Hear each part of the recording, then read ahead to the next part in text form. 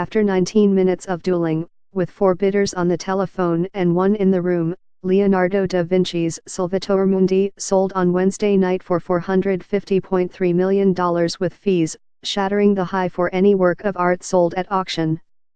It far surpassed Picasso's Women of Algiers, which fetched $179.4 million at Christie's in May 2015. The buyer was not immediately disclosed.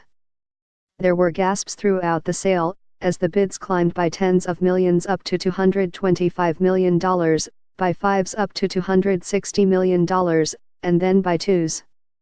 As the bidding slowed, and a buyer pondered the next multi-million-dollar increment, Jussi Pulkkainen, the auctioneer, said, "It's an historic moment, we'll wait."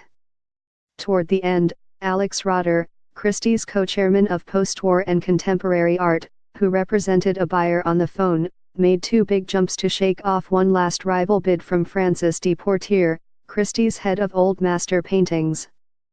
The price is all the more remarkable at a time when the Old Masters market is contracting, because of limited supply and collectors' penchant for contemporary art.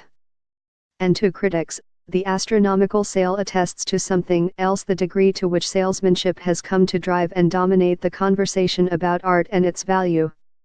Some art experts pointed to the painting's damaged condition and its questionable authenticity. This was a thumping epic triumph of branding and desire over connoisseurship and reality, said Todd Levin, a New York art advisor. Christie's marketing campaign was perhaps unprecedented in the art world. It was the first time the auction house went so far as to enlist an outside agency to advertise the work. Christie's also released a video that included top executives pitching the painting to Hong Kong clients as the holy grail of our business and likening it to the discovery of a new planet. Christie's called the work The Last Da Vinci, the only known painting by the Renaissance master still in a private collection. Some 15 others are in museums.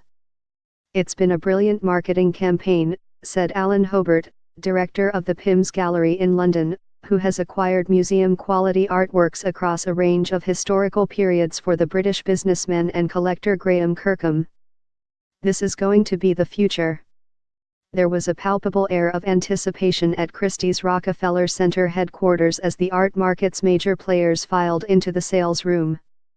The capacity crowd included top dealers like Larry Gagosian, David Zwirner, and Mark Payot of Hauser & Wirth. Major collectors had traveled here for the sale, among them Eli Broad and Michael Ovitz from Los Angeles, Martin Margulies from Miami, and Stefan Edlees from Chicago. Christie's had produced special red paddles for those bidding on the Leonardo, and many of its specialists taking bids on the phone wore elegant black. Earlier, 27,000 people had lined up at pre-auction viewings in Hong Kong, London, San Francisco, and New York to glimpse the painting of Christ as Savior of the world.